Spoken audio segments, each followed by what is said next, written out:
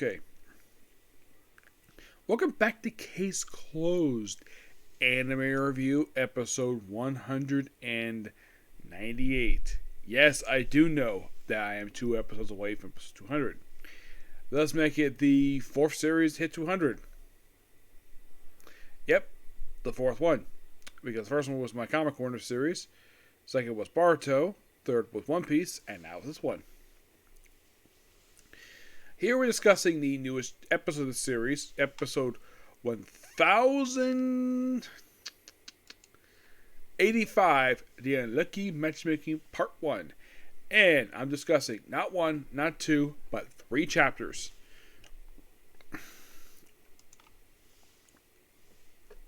Yeah. So in the case of this episode, they're adapting from chapter 1067, like the opening pages of 1068. The episode picks up right where the FBI serial murder case left off 2 months ago. Yeah, one thing I've noticed though about Case Closed, anytime you get the canon episodes, it almost seems like basically it's a completely different reality. Yeah, it's like the anime original content is like in its own separate thing. Despite having the same characters, you could say they're side stories, but yeah, because last time was a completely different case. This one basically starts off with dealing with the aftermath of what happened on the island, and was mentioned the FBI, which this is mostly anime original content here. This probably what took a more. This I found more interesting than the actual main case here, where it's for the most of the FBI agents were in Japan, had to be ordered to go back home. But Aki had to stay. As far as I know, Aki is still in Japan. They don't say he went with them, since most went back because of the incident with the whole serial murder case.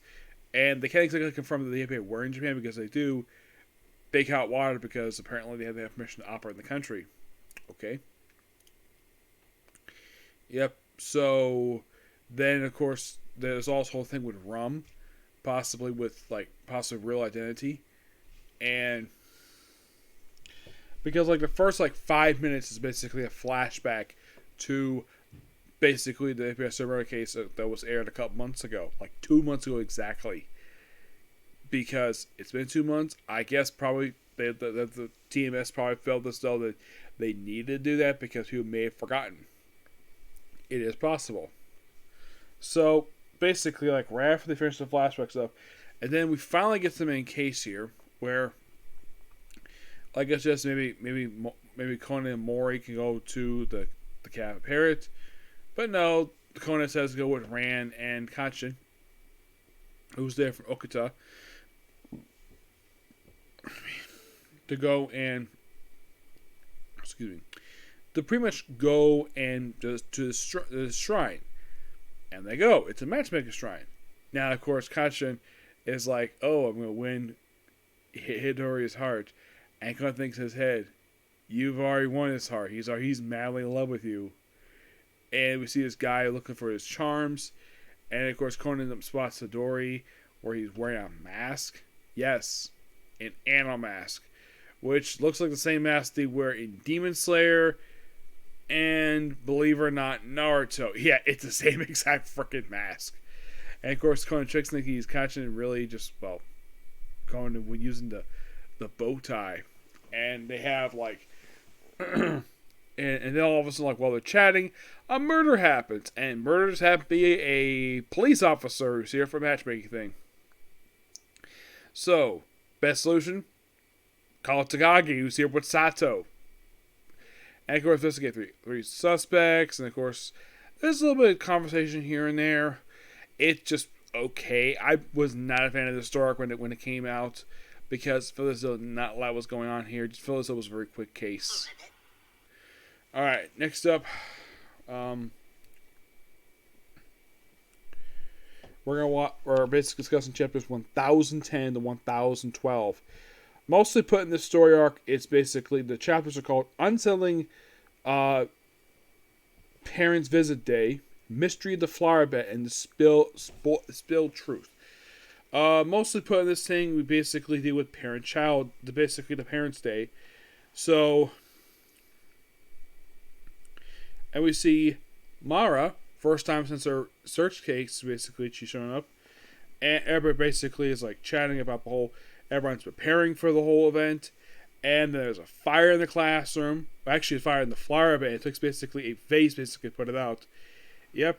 And of course, they investigate who was responsible for it. And throughout the next chapter, they do investigate it, and of course, come to find out the truth. And then through the very next chapter, the Hyber was one sort of it, but it was Maria's idea.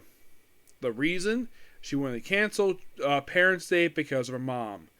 Because her mom was in the hospital. She did not want to force her mom to come. So, look how they had Gasa go to the hospital and visit her and do a teleconference. Basically, a video conference. Okay, perfectly fine.